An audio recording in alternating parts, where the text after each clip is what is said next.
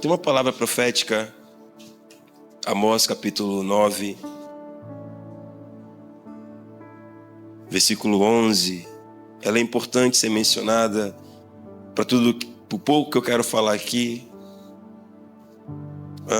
Amós 9:11, o profeta Amós, ele declara um tempo de restauração com a seguinte palavra: naquele dia levantarei a tenda caída de Davi, consertarei as suas brechas e reedificarei as suas ruínas, e a reerguerei como nos dias antigos, para que o meu povo consiste no remanescente que há em Edom e de todas as nações que são chamadas pelo meu nome, declara o Senhor, que realizará essas coisas. Então nós temos uma palavra profética de um profeta declarando que ele reergueria a tenda caída de Davi, restauraria suas brechas e reconstruiria para que o remanescente daqueles que não fazem parte do povo de Deus e todas as nações, olha que interessante, todas as nações sobre a qual o meu nome é mencionado, eu vou trazer restauração. Então temos que entender que para que Deus traga restauração sobre toda a terra, e eu quero que você compreenda isso, por favor, para que Ele restaure toda a terra, não só Israel, não só Jerusalém, mas todos os gentios, como a palavra diz, é necessário que uma expressão seja reerguida primeiro. É necessário que algo seja levantado. Não tem como restaurar a terra se não restaurar o que a Bíblia fala e chama de tabernáculo de Davi. E eu quero falar rapidamente sobre isso. É um assunto complexo, longo. Falaríamos por horas, mas eu quero ser muito objetivo, porque eu tenho um ponto para falar aqui.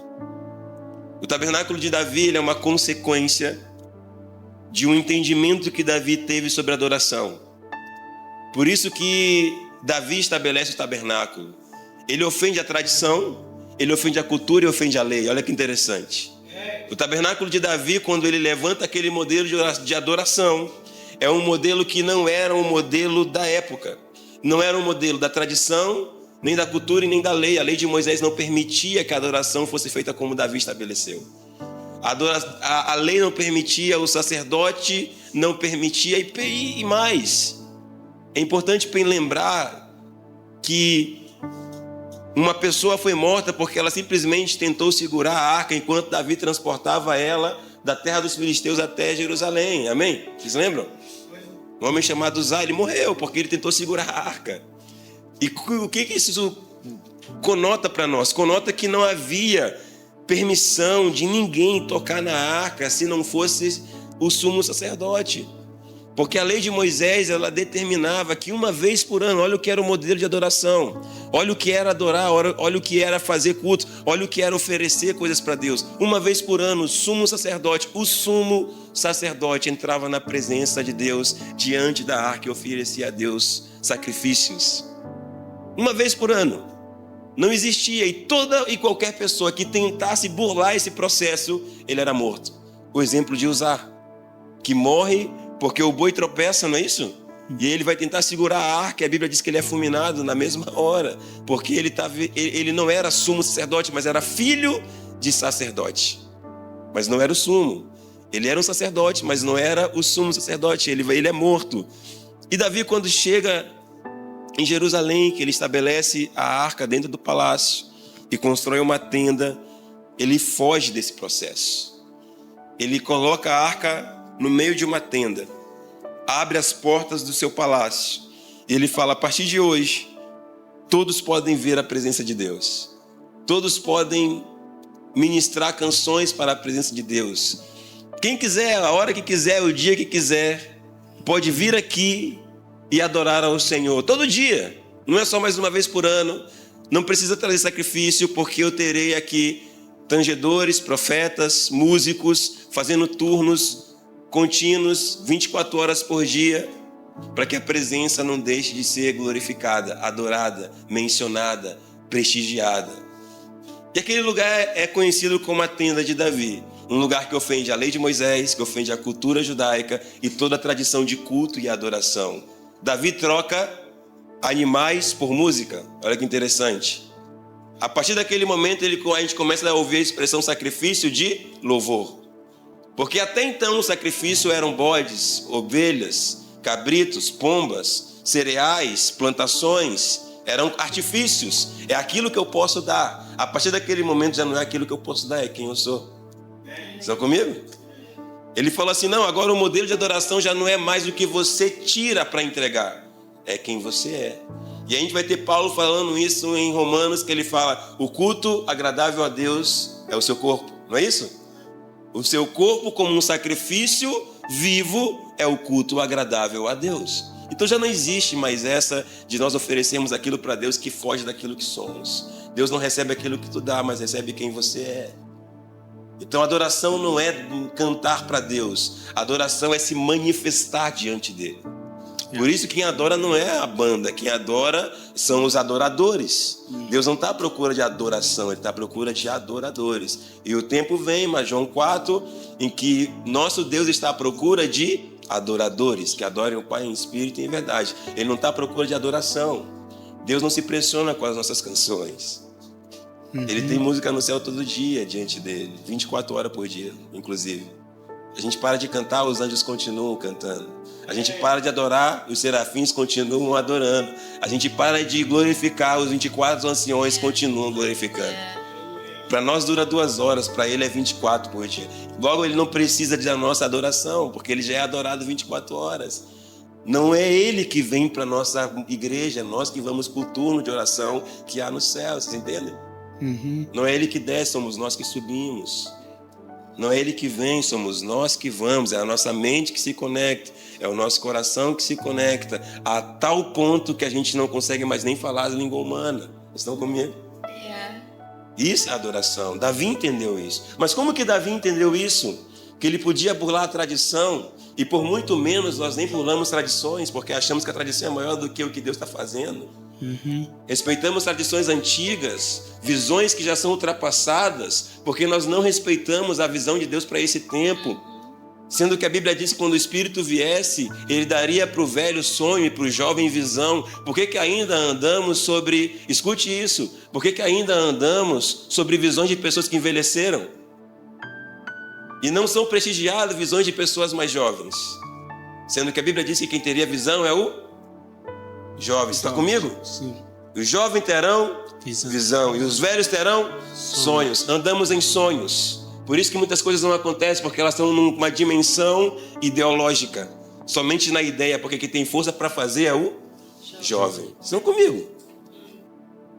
Então Deus tem que levantar um povo que vai ter força para fazer aquilo que Ele está propondo nesses dias. Davi, ele burla a tradição, ele passa por cima daquilo que era regra, daquilo que era tradicional, porque ele teve uma instrução. E quem instruiu Davi a fazer aquilo? A gente tem que voltar.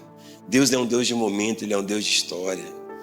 Deus não é um Deus de Isaac, Ele é um Deus de Abraão, antes de ser o Deus de Isaac. Deus não é o Deus de Moisés, antes de ele ser o Deus de Moisés, Ele era o Deus de Abraão, Isaac e Jacó. Deus não é o nosso Deus, a nossa geração não é melhor do que a geração que já veio. Se não honrarmos para trás, não progredimos para frente. Vocês estão comigo? Ah, pastor, mas quem veio antes de mim não me honrou. Não tem problema, porque Deus sempre vai levantar uma voz profética para projetar uma geração abandonada, excluída, não projetada. Sempre. Se os pais não tiveram capacidade de projetar os filhos, Deus levanta uma voz profética para assumir, se liberar esse novo despertar do Senhor. Não tem a ver com aqueles que não honraram o que nós carregamos. Tem a ver com o Pai que está no céu, que ainda que uma mãe abandone o seu filho no leito, Ele jamais vai nos abandonar. Vocês estão comigo? Então nós temos que entender que antes de Davi estabelecer a casa, o tabernáculo, ele viveu esse tempo em algum lugar. E onde que ele viveu isso? Com Samuel. Eu vou voltando para você entender. Quando Davi foi ungido como rei, ele ficou de 13 a 15 anos fugindo de Saul, porque Saul sabia que ele já tinha sido ungido rei então queria matá-lo. E um dos lugares que Davi se escondia era a casa de Samuel em Ramá. E ali Davi viu algumas coisas impressionantes. Uma das primeiras dela foi quando Saul foi persegui-lo em Ramá, ele escondido na casa de Samuel. As comitivas que entravam na cidade caíam no espírito, que era tão densa a presença de Deus que havia naquele lugar, que alguma coisa pegava aqueles homens e eles começavam a profetizar. A casa de Samuel foi um ambiente interessante, porque da casa de Samuel, Davi estabeleceu o entendimento que a presença de Deus ela não precisava de uma cortina, ela não precisava de pães da propiciação, ela não precisava de uma liturgia, ela precisava ser reverenciada. Da casa de Samuel, Davi aprendeu que a música ela era essencial para a adoração, que não tinha como adorar se não houvesse tangedores e músicos, porque ele aprendeu que na casa de Samuel havia lira, harpa, tamborins, profetas e músicos constantemente fazendo aquilo. Ele aprendeu também que não dá para se reinar sozinho, porque na casa de Samuel ele aprendeu que Samuel não era o único profeta que tinha. A Bíblia diz no 1 Samuel no capítulo 5, quando Saul é ungido rei, ele fala: vai até Ramá e você vai encontrar os filhos dos profetas, e eles vão profetizar sobre você. Samuel, ele treinou pessoas para serem profeta como ele. Ele não tinha o desejo de ser o único, o perfeito, tanto quando ele foi entregar o reino, quando estava mais velho, os filhos de Samuel, não é filho biológico, são aqueles a quem ele treinou e instruiu, estavam preparados para reinar. Mas o povo falou: nós não temos confiança nos teus filhos, levanta um rei como as outras nações têm. Não é isso que o povo pede? Mas Deus já estava reinando. Deus já estava reinando, Deus já estava trazendo um estabelecimento. A casa de Samuel, em Ramá, a Bíblia vai dizer, em 1 Samuel, no capítulo 7, que era o lugar de onde ele julgava as coisas. Era o lugar onde Samuel estabeleceu um juízo perfeito por muitos anos sobre o reino de Israel.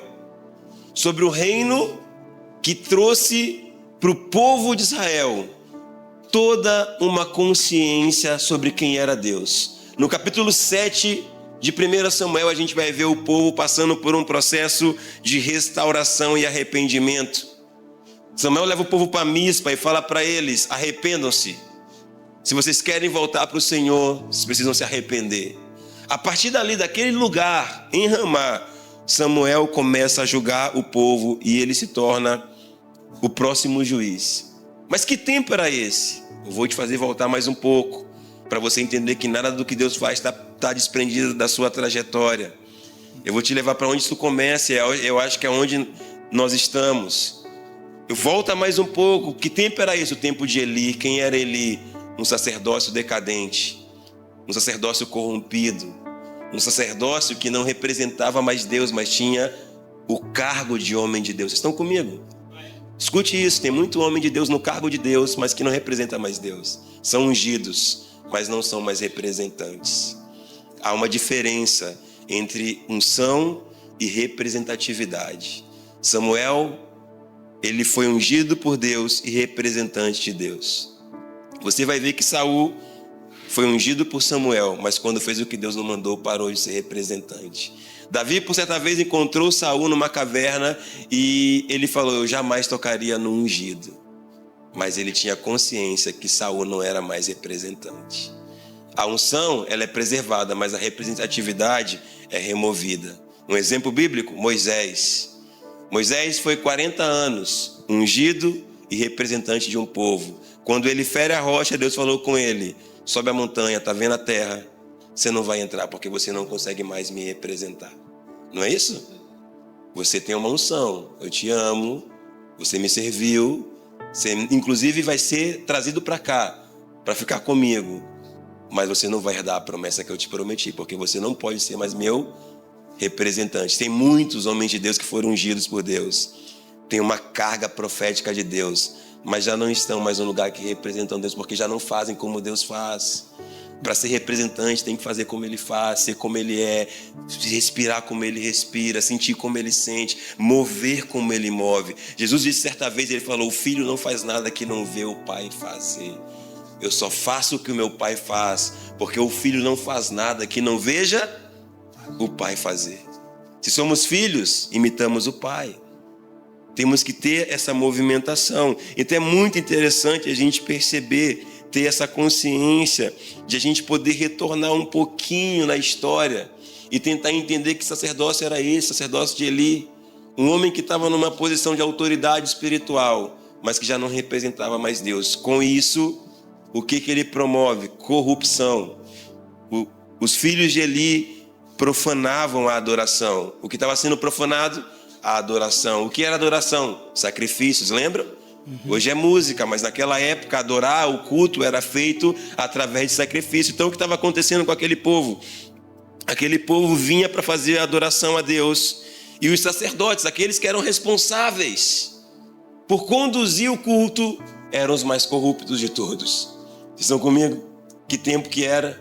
Um tempo que as referências espirituais daquela geração, ao invés de serem os zeladores, aqueles que preservavam a adoração, eram os que se corrompiam. E quem era Eli? O sumo sacerdote, gordo, pesado, inchado, imóvel, sem capacidade de conseguir corrigir a corrupção daqueles que se corrompiam. Esse é o nosso sistema religioso atual, gigantesco, cheio de estrutura, cheio de aparato, cheio de ministério, cheio de lideranças, mas imóvel, pesado demais para confrontar o que não presta. Silencioso, acomodado. A corrupção está aqui, na sua frente. Eram os filhos de Eli, mas ele mesmo não tinha capacidade de produzir. Sabe o que acontece num cenário desse? Que eu não quero falar, mas você naturalmente faz paralelo com o tempo atual no qual nós vivemos. Num cenário desse, Deus começa a preparar a casa de Davi. No cenário desse é que Deus começa a preparar um ambiente de restauração da adoração. Eu falei sobre a profecia que Deus reergueria a casa de Davi, mas a casa de Davi começa no meio de um cenário extremamente corrompido. Como?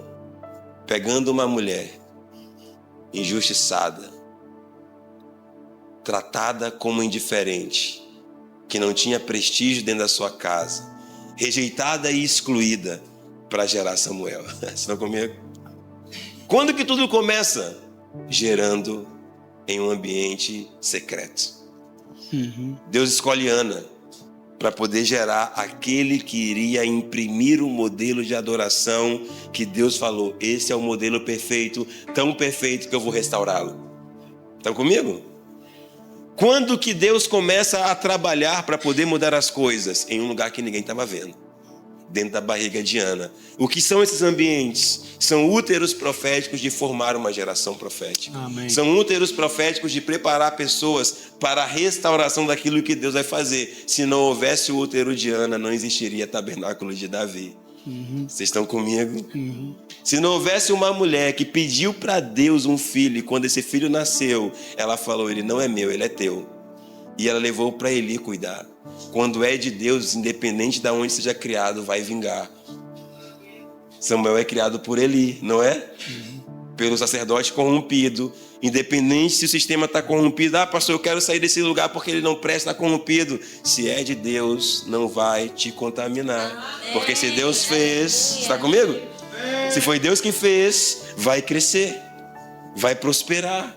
Vai chegar no tempo certo, e quando Deus quiser, Ele vai assumir o controle da tua vida quando Ele te pegar dormindo e falar teu nome, Samuel, né? 13 anos ele tinha, e a primeira vez que ele ouve a voz de Deus dizendo Samuel. Foi tão difícil ele discernir, porque ele não tinha discernimento, que ele foi perguntar para Eli: você me chamou? E Eli, no seu último suspiro íntegro, o seu último suspiro genuíno, o seu último suspiro profético, ele falou: Deus está falando com esse menino. Vai lá e volta e fala, na próxima vez que você ouvir, fala: eis-me aqui, o teu servo te ouve. Ele percebeu que naquele momento Deus já tinha parado de falar com ele, estava falando com o mais jovem. Por mais velho e corrompido que seja o movimento, Deus levantará pessoas no meio desse sistema religioso que darão o último suspiro. E vamos falar o seguinte, está sobre você, vai lá e fala, eis-me aqui. Amém. Já não é mais sobre nós. Volta para o teu quarto, eu não quero ouvir com você. Você mesmo, lá onde você está, fazendo o que você está fazendo, fala, eis-me aqui. O teu servo te ouve. E o que Deus falou para Samuel no quarto, ele não ouviu. E o que Deus falou com Samuel naquele dia, eu vou te levantar como um profeta sobre essa nação. Ele não ouviu. Vocês estão comigo? Precisamos entender que tem pessoas que têm que nos liberar para ser o que Deus nos falou. Porque os que nos prendem não nos amam. E os que nos amam nos impulsionam. Jesus falou, ide, vão. Vocês estão prontos. Farão coisas maiores das que eu fiz. Se não houver o útero de Ana, jamais haverá uma geração profética para restaurar a adoração. O útero de Ana é um útero estéril. Por que Deus precisa de pessoas estéreis, né, no movimento profético? Porque um útero estéril, ele só abre quando Deus manda.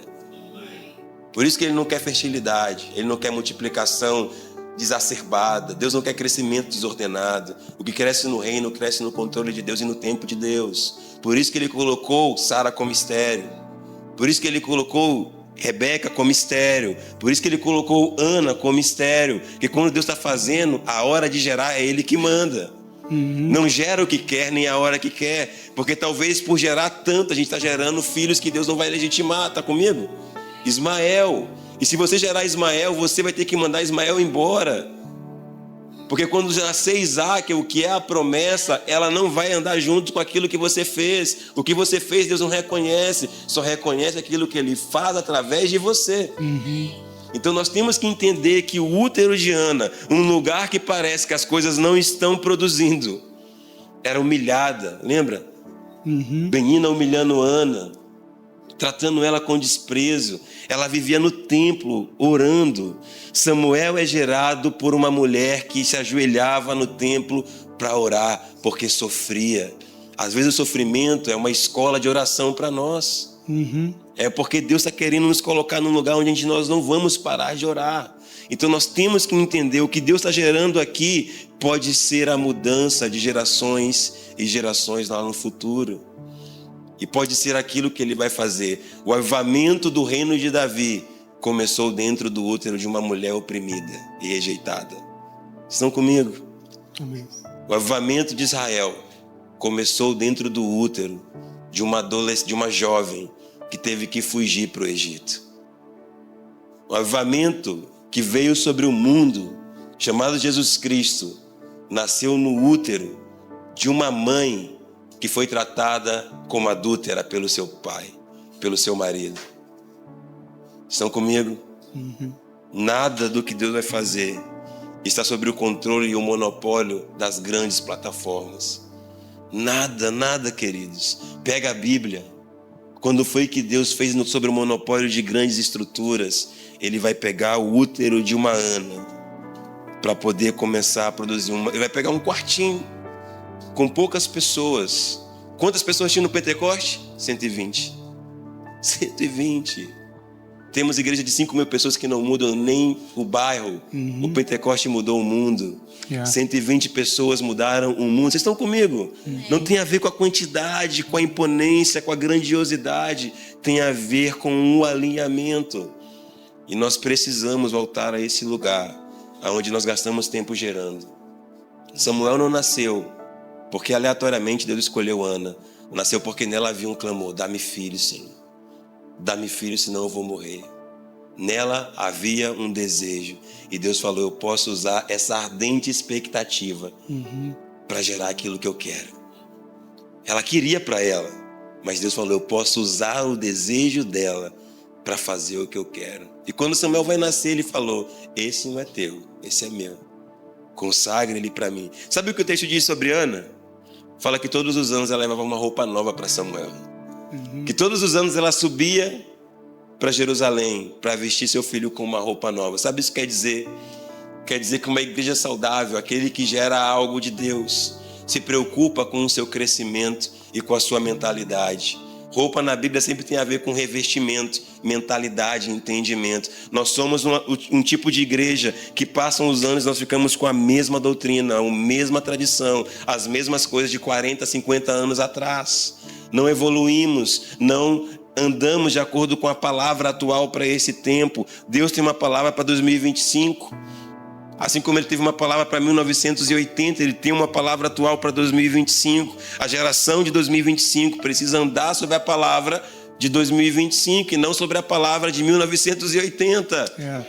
A palavra ela não muda, mas ela ganha aspectos na geração atual. Ela precisa ser compartilhada. Ana levava uma roupa nova todos os anos. Isso fala que Samuel, ele não ficava com 10 anos com uma roupa de 1 ano. Às vezes nós estamos crescendo espiritualmente, mas a nossa mentalidade continua infantil, prematura, precoce, achando que Deus pode fazer o que Ele não quer fazer. Sabe o que é criança espiritual? Ela acha que Deus ele só é alguém que dá, é alguém que faz. Uma criança espiritual não ama Deus por aquilo que Ele é, mas pelo que Ele dá. Quem é pai sabe que muitas vezes o filho está ali querendo saber o que você quer dar para ele. Tem alguma coisa para me dar? Tenho fome, tenho isso, tenho aquilo. Mas quando você amadurece, você começa a reconhecer que o seu pai é seu pai porque é seu pai. Independentemente, você não precisa mais obrigar o adulto. O adolescente já tem dificuldade de ser cobrado de responsabilidades, porque se ele não entende, ele é um rebelde. Estão comigo? Nós temos que ir crescendo, Deus tem que continuar fazendo. Então que Deus continue gerando isso. Temos muitas coisas para falar, mas é a partir dessa construção. Tem que ter um útero estéril. Tem que ter um lugar escondido, tem que ter um lugar que padeceu, tem que ter uma zona onde as coisas estão sendo geradas. Não olhe só para o reino de Davi, seu tabernáculo, olhe para o útero de uma mulher rejeitada. Porque o reino de Davi, o reino segundo o coração de Deus e o tabernáculo profético de adoração que ele construiu, foi gerado no útero de uma mulher rejeitada. Estão comigo? O que está sendo gerado aqui, daqui a alguns anos, pode ser o maior movimento que essa nação já viu. Ana recebeu glória no reino de Davi, mas ela gerou. Estão comigo? Amém. Independentemente de nós assentarmos numa cadeira no reino, nós temos que gerar.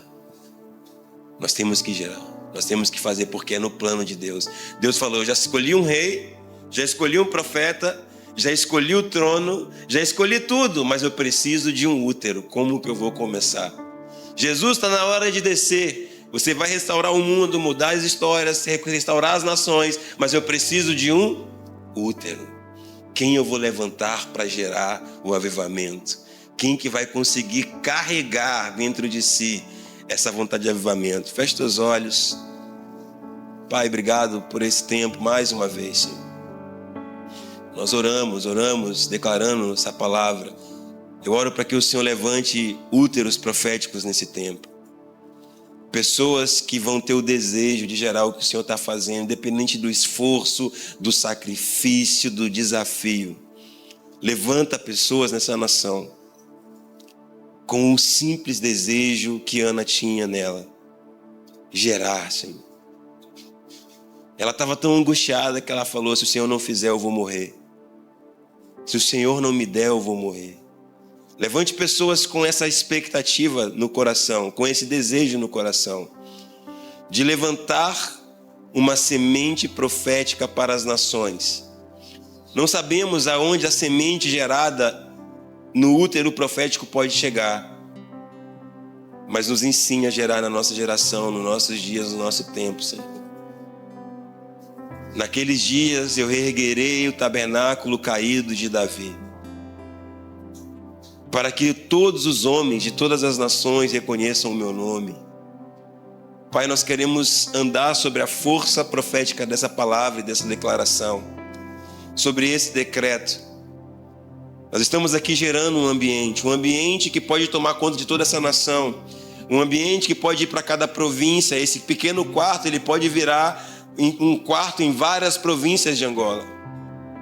Isso pode ser um movimento que vai tocar jovens, adolescentes, homens, mulheres, os mais velhos. Você pode estar fazendo, Pai, um levantar de um avivamento silencioso, quieto, como tu sempre fizeste, começaste sempre no oculto, para depois de formado você revelar a todos. Forme aqui profetas, profetisas, pastores, mestres, evangelistas, apóstolos. Forme aqui, Pai, homens e mulheres que irão navegar na dimensão do Espírito, homens e mulheres que irão se sucumbir à vontade do Espírito, homens e mulheres, Pai, que serão como Ana. Ana peregrinava todas as manhãs para o templo, para orar e falar: Deus, dá-me o meu desejo, dá-me um filho, Senhor. Levante homens e mulheres incansáveis na busca pelo Senhor, incansáveis pela dedicação, na devoção a Ti. Homens e mulheres que passarão anos após ano pedindo ao Senhor a mesma coisa até que o Senhor faça. Homens que irão se ajoelhar e se prostrar. É disso que o Senhor está esperando nesse tempo. Não uma geração mais acomodada, Senhor, que faz quando tem tempo, mas uma geração que, de tão oprimida, ela não tem outra escolha a não ser procurar o Senhor, Pai.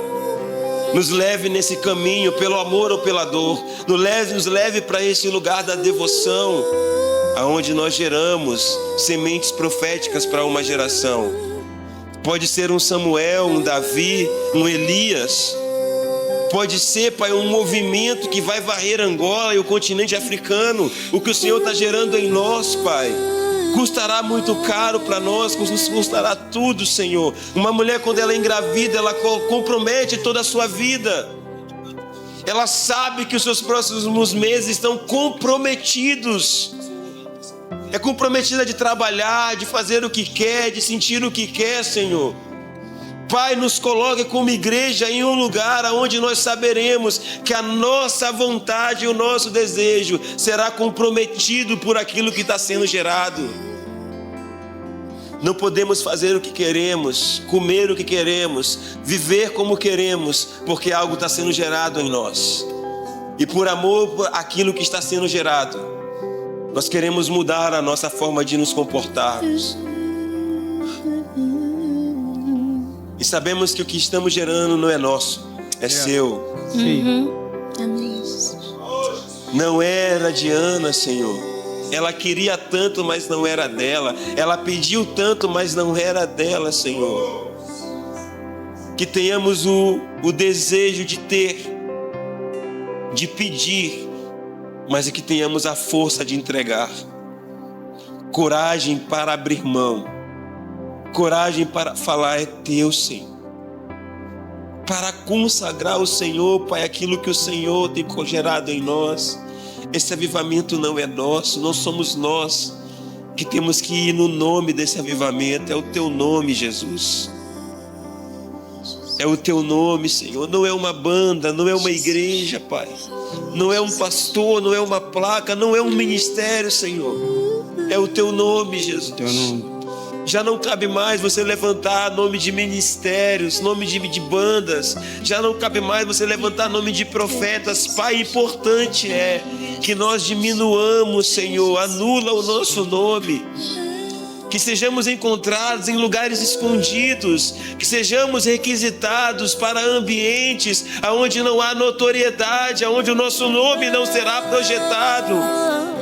Mas ambientes onde sementes proféticas estão sendo geradas em pessoas, Senhor, para dar força ao teu mover, para dar força ao que o Senhor estará fazendo esses dias, para que teu Espírito se mova e o nome de Jesus ganhe a notoriedade, Senhor. Não é sobre uma denominação, é sobre o reino daquele que é o Rei, é sobre Jesus assentado sobre um trono, é sobre o estabelecimento de uma nova ordem, um novo tempo, Senhor.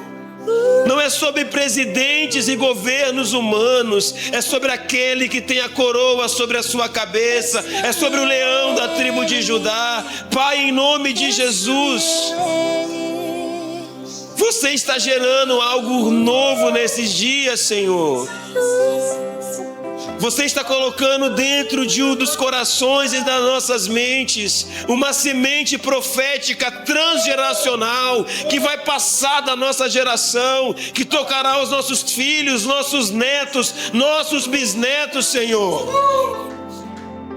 Talvez nós não veremos e nem colheremos os frutos, mas nós semearemos, nós regaremos. Eis-nos aqui, Senhor. Assim como Eli falou, Samuel, volta lá e diz, eis-me aqui.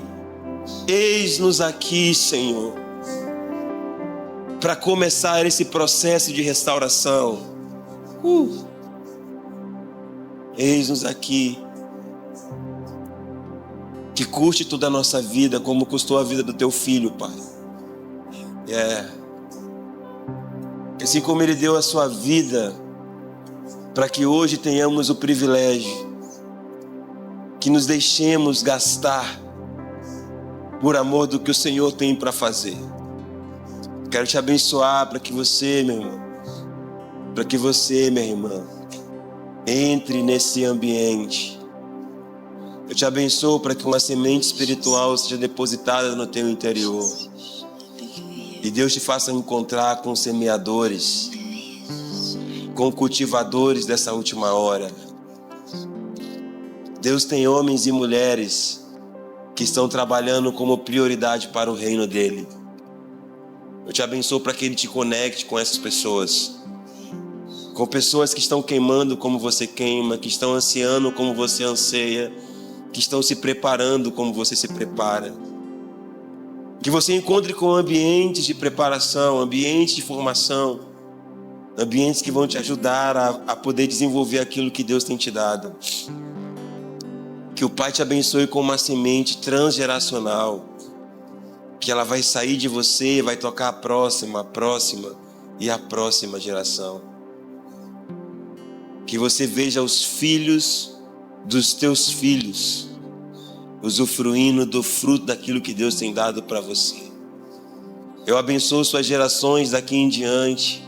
Eu abençoo a tua descendência. Eu abençoo aquilo que Deus vai fazer através de você. Eu abençoo aquilo que Deus vai gerar através da tua vida. Em nome de Jesus. Que Ele nos prepare para participar desse reerguer, desse tapar de brechas do tabernáculo, onde a adoração era contínua.